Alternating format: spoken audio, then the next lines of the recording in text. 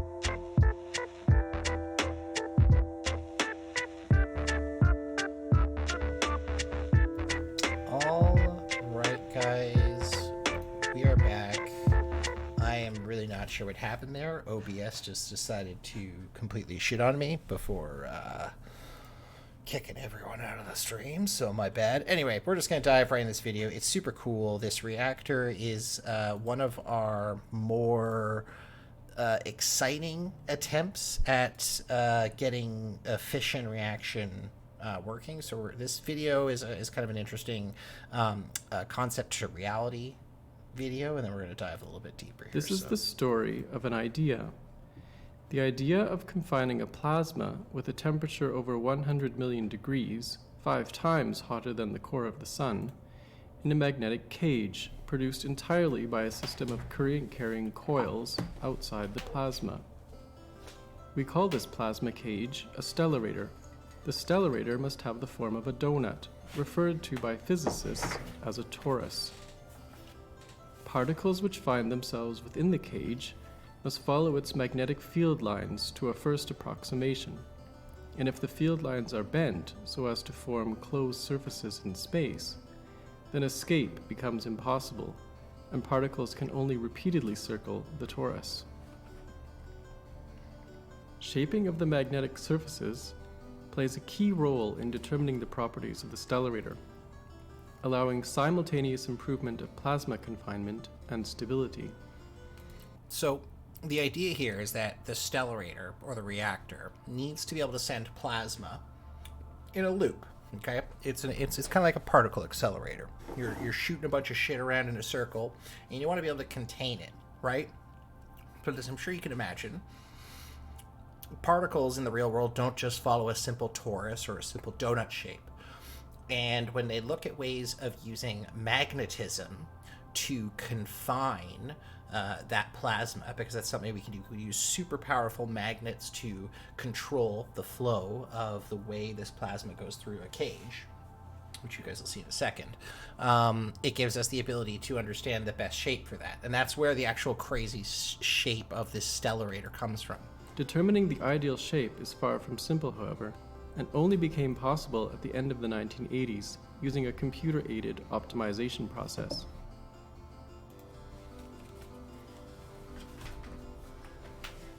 The result of this optimization is Wendelstein 7X, which possesses a 5-fold symmetry indicated by different colors for each of the identical sections.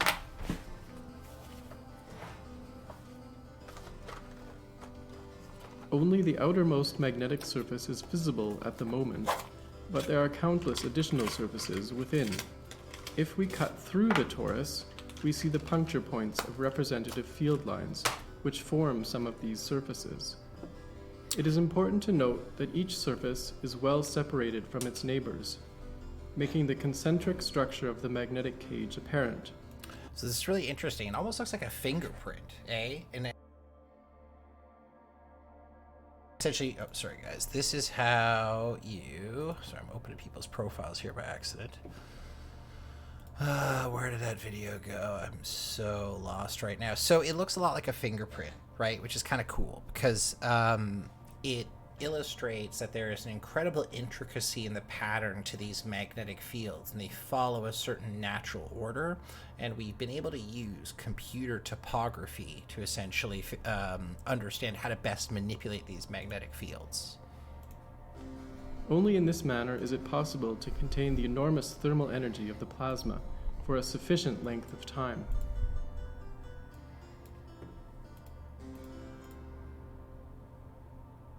We are now acquainted with the physical idea at the heart of Wendelstein 7X. But to learn something about the technological realization of the device, we must enter the Torus Hall. This is the experimental center of a research institute in Greifswald, Germany, opened during the year 2000, and given the task of successfully constructing and then operating an optimized stellarator of this magnet. It is a device of imposing dimensions. So it is a scary looking machine. Like when you actually look at it, like this is essentially what the machine looks like from the outside in real life. So it's this giant donut-like device. It looks like something like Midgar, like Final Fantasy VII, right? Here's what the inside looks like. So this is the plasma that's being generated, and all of these devices are essentially either for containing or controlling or conditioning that plasma so that we can have a sustained reaction inside of the generator. So it's quite the structure when you actually measuring look at more it. than 15 meters in diameter and reaching a height of 5 meters, fully surrounded by its many faceted support systems, it is difficult to recognize individual features even from a bird's eye view. To ease the process, individual components belonging to a common system appear in the same color. Let us take a closer look, limiting ourselves for the moment to 1/5 of the torus. It's pretty cool.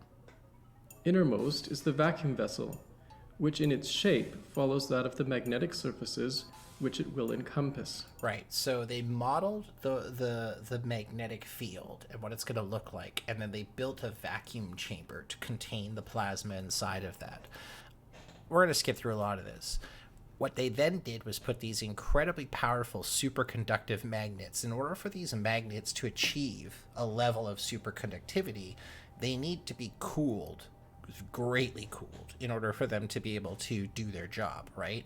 So you have all of these magnets that are essentially put around the inside cage that help control the flow of the plasma. And then on top of that, you have further subsystems that are built on to support the operation of those magnets, the cooling of the system, the general function and operation. So it's an absolutely mammoth of a machine. And they've turned it on, and it's actually been able to go through like a couple of successful tests, which is very sick. And they're hoping, I think if we pull up the Wikipedia, actually, we can quickly read through some of the successes that they've had in this space. So if we go to here, timeline. So in June, it began its operational phase in 2017. In June 2018, it fusion triple product of 6 times 10 to the 26 degrees. In November, it ended the operation, became an upgrade phase, and then they're trying to upgrade it so in a year they're going to have it to operational 2.0, which is the idea of having steady state operations. They've had to iterate on this thing slowly but surely and make sure that they can turn it on, that it doesn't explode, and then once they got it up and running, like, okay, now we can like really turn it on and run it for a little while. So this is a really interesting piece of technology that is going to hopefully help us better understand how to create electricity. Now watch everyone say it's dangerous in RC. For sure. I mean, I remember when they first were testing, atomic weapons, nuclear weapons. There was some worry that it was actually going to vaporize the atmosphere, right? And they did it anyway, and thankfully, no harm, no foul, guys. But yeah, a lot of new technologies like the Hadron Collider, people were concerned of it opening like a black hole or having some kind of uncontrolled side effect. And though those things are like possible, like they're not within the realm of impossibility, highly unlikely, just with our understanding of how things work and our previous expertise with things like particle accelerators, and different type of detectors and systems like that. So it's going to be really interesting to see. And I mean, the great thing about fusion, so the problem with fission is that in order for fission to work, we have to use an already very unstable or an isotope of, the reason why we use uranium is because it's easy to get it to release neutrons. Okay, it's easy to hit it with some neutrons and get it to have a chain reaction that continues to produce those.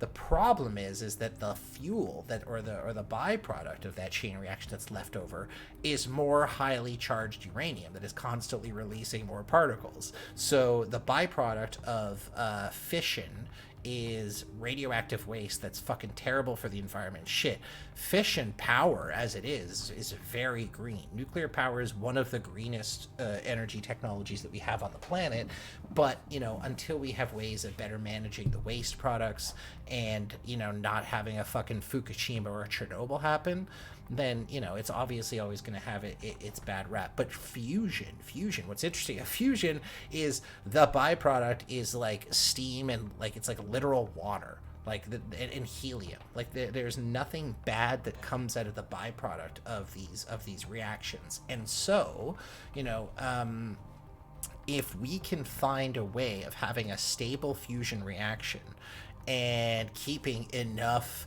the trick to the fusion reaction is getting more energy than we put in, right? We can fuse atoms, but we have to put an enormous amount of kinetic and electrical and heat energy into something to make this happen. If we could get a system that was not like a perpetual motion machine, but something that we were able to put energy and get a cumulative benefit or an exponential increase in power from the output, then we would have something that would be potentially like pretty fucking life-changing. So yeah, I think it's a super interesting field of study that I'm particularly excited in learning more about and getting more into. Guys, we are approaching the 3-hour mark of the stream. Let's just check a couple things here.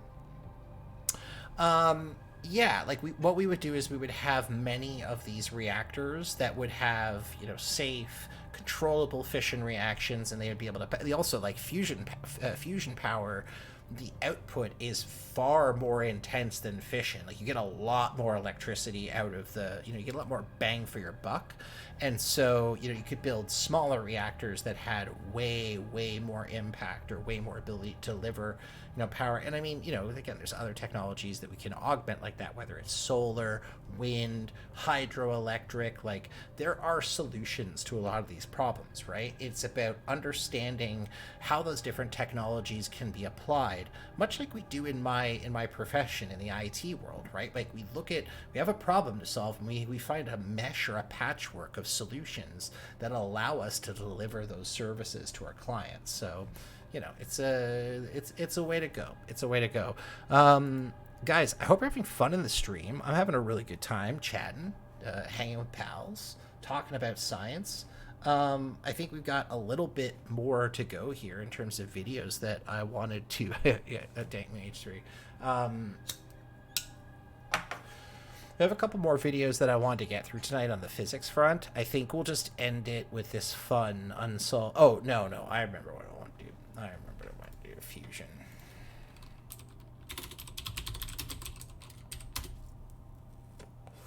Here we go. I think it was this one. So here is a great video on fusion that we're going to go through. The fundamental currency of our universe is... And then I think we're going to call it for tonight. It's getting a little late here in good old Toronto.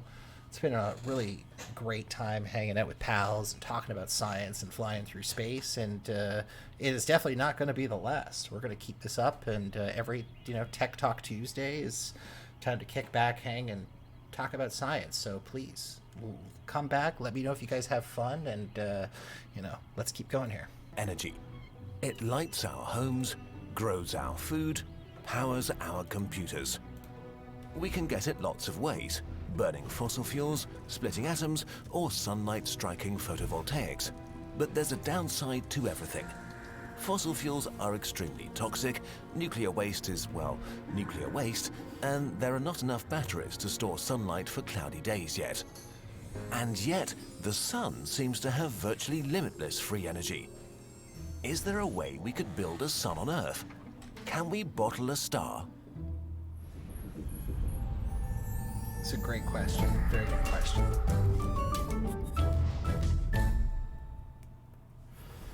The sun shines because of nuclear fusion.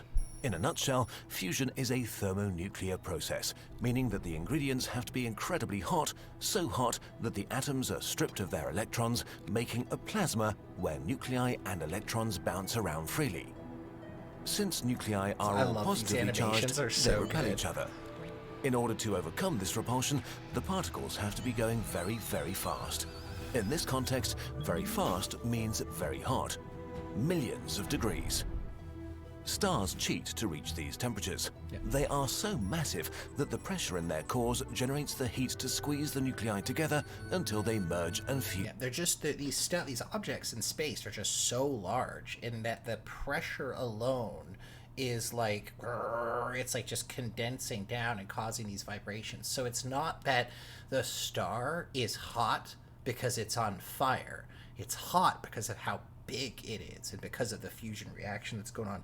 Yo, Jack Attack, respect. I love hearing that kind of thing, man. We're always looking for fun folks to come and talk about science and explore space, so mad respect. Creating heavier nuclei and releasing energy in the process. It is this energy release that scientists hope to harness in a new generation of power plant, the fusion reactor. This is sick. On Earth, it's not feasible to use this brute force method to create fusion, so if we wanted to build... Because obviously we can't put enough mass into one space to create that kind of dense vibration. We have to think of smarter ways to do it. A reactor that generates energy from fusion, we have to get clever. To date, scientists have invented two ways of making plasmas hot enough to fuse. The first type of reactor uses a magnetic field to squeeze a plasma in a donut-shaped chamber where the reactions take place. That's the one we were just looking at. These magnetic confinement reactors, such as the ITER reactor in France, use superconducting electromagnets cooled with liquid helium to within a few degrees of absolute zero, meaning they host some of the biggest temperature gradients in the known universe. So just to, sorry guys, just to hammer that point home, like the amount of precision that is required to super cool, oh that's weed, to super cool these magnets down and be able to achieve this next to the temperature that are being created inside the reactor, it's absolutely insane. Sorry guys. I swear I'll stop fucking up the video in like 5 seconds here. My bad. Including it gradients in the known universe. The second type, called inertial confinement, uses pulses from superpowered lasers to heat the surface of a pellet of fuel, imploding it, briefly making the fuel hot and dense enough to fuse. In fact, one of the most powerful lasers in the world is used for fusion experiments at the National Ignition Facility in the US. That's crazy. These experiments and others like them around the world are today just experiments. Scientists are still developing the technology.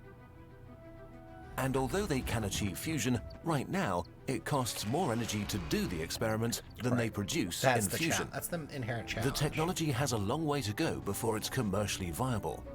And maybe it never will be. It might just be impossible to make a viable fusion reactor on Earth. But if it gets there, it will be so efficient that a single glass of seawater could be used to produce as much energy as burning a barrel of oil with no waste to speak of. This is because fusion reactors would use hydrogen or helium as fuel, and seawater is loaded with hydrogen. But not just any hydrogen will do. Specific isotopes with extra neutrons, called deuterium and tritium, are needed to make the right reactions. Deuterium is stable and can be found in abundance in seawater, though tritium is a bit trickier. It's radioactive, and there may only be 20 kilograms of it in the world. So, deuterium, one of the major producers of deuterium, I think, is in Norway or something. There's like a very large hydroelectric dam that they have there. And because it uses seawater, there's a process in which they're able to, while they're powering like their cities and making electricity, they're filtering off the deuterium. And they're able essentially to sell it to all of the different countries that have, fission or reactors or universities or whatever. So I think they're like one of the number one producers, but essentially you can get it from all seawater. Mostly in nuclear warheads, which makes it incredibly expensive. So we may need another fusion buddy for deuterium instead of tritium. Helium-3, an isotope of helium, Poor regular might be a hydrogen, great substitute. Unfortunately, it's also incredibly rare on Earth. But here, the moon might have the answer. So this is why I kind of start off with the space engine stuff, right? Is because when you hear about people talking about mining asteroids in the moon, it's because these places do have significant resources that could be used to solve a lot of our fuel crises in the future. Over billions of years, the solar wind may have built up huge deposits of helium-3 on the moon. Helium is actually it's super rare. We're like straight up running out of it, and it's incredibly difficult to synthesize. Like, it's not, because you got to remember, helium is not a molecule. It is not. It is an atom. It's on the periodic table, right? So getting helium in its stable form is difficult. And if we could get to the moon and get helium-3, it would be a game changer in terms of our ability to produce fusion power. Instead of making helium-3, we can mine it. Right. If we could sift the lunar dust for helium, we'd have enough fuel to power the entire world for thousands of years. One more argument for establishing a moon base, if you weren't convinced already. Okay, maybe you think building a mini-sun still sounds kind of dangerous. But they'd actually be much safer than most other types of power plant. Right. A fusion reactor is not like a nuclear plant, which can melt down catastrophically. If the confinement failed, then the plasma would expand and cool, and the reaction would stop. Right. Put simply, it's not a bomb. The release of radioactive fuel like tritium could pose a threat to the environment. Tritium could bond with oxygen, making radioactive water, which could be dangerous as it seeps into the environment.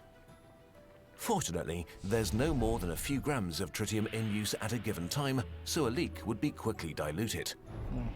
So we've just told you that there's nearly unlimited energy to be had at no expense to the environment in something as simple as water. So, what's the catch? Yeah, hey, sorry, Moon. Like, we are now colonizing you. Hope you don't mind. Hope there's no one here that's gonna mind taking all your shit. Cost. We simply don't know if fusion power will ever be commercially viable. Even if they work, they might be too expensive to ever build. True. The main drawback is that it's unproven technology. It's a $10 billion gamble, and that money might be better spent on other clean energy that's already proven itself.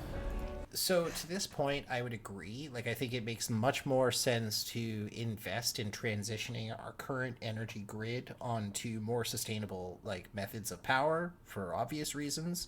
But once we get to that point, we can also start to invest in more creative ways of producing electricity, whether it's fusion or whether it's improving our fission technology so it's less dangerous or less toxic. Maybe we should cut our losses. Or maybe, when the payoff is unlimited clean energy for everyone, it might be worth the risk. Videos like this one take hundreds of hours to make, and gotta respect Kurskazal. Definitely subscribe, like their content, please. Send them some love. Speaking of love, guys, it has been an absolute pleasure hanging out, chilling, keeping it real tonight.